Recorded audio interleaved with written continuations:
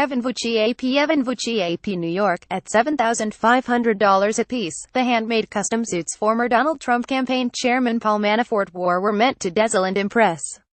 An indictment unsealed Monday detailing conspiracy and money laundering charges against him suggests they certainly caught the eye of special counsel Robert Mueller.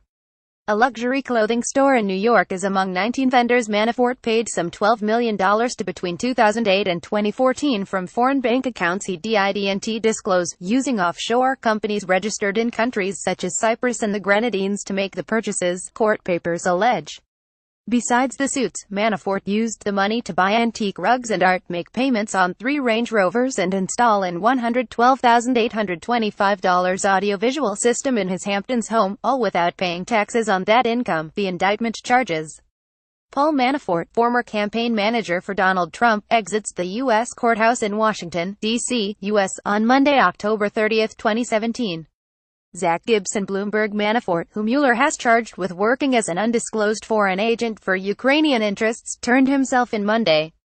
He hasn't commented but has previously denied any wrongdoing.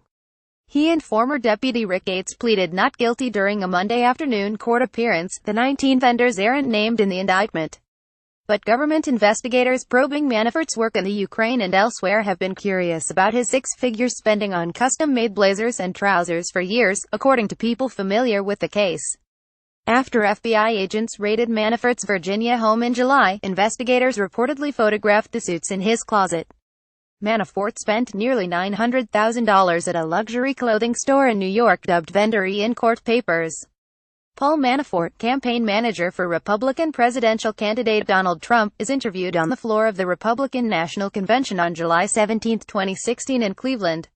When McNamee Getty Images documents obtained by the Associated Press show Manafort has made past payments to a New York tailor named Eugene Venanzi, whose former store on Manhattan's Fifth Avenue advertised in Trump magazine and sold to fund managers, financiers and celebrities, court records show.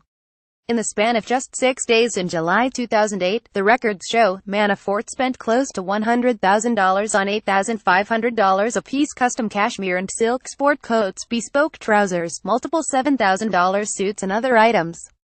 Venanzi, who pleaded guilty in 1999 to a bank larceny charge, said in a 2007 deposition in a civil suit brought against the company by a former employee that the company never made any money and sometimes failed to pay payroll taxes. His former business partner, Anthony Fortunato, told the AP his business relationship with Venanzi soured and he put a lien on the tailor's Connecticut home to recover money he was owed. In this July 21, 2016 file photo, then Trump campaign manager Paul Manafort stands between Donald Trump and his daughter Ivanka Trump. Evan Vucci AP reached by phone on Monday. Venanzi, 74, said had not been contacted by the authorities but declined further comment before hanging up. In a deposition, he said he took a trip to Russia to develop a market with certain clientele of Russian origin but didn't pursue any deals there because he didn't feel safe there and didn't want to take the risk. The indictment says Manafort also paid $520,440 to Vendor H, a clothing store in Beverly Hills, California. That might be a reference to the famed men's clothing store House of Pigeon, where Manafort spent generously, according to someone familiar with his lifestyle.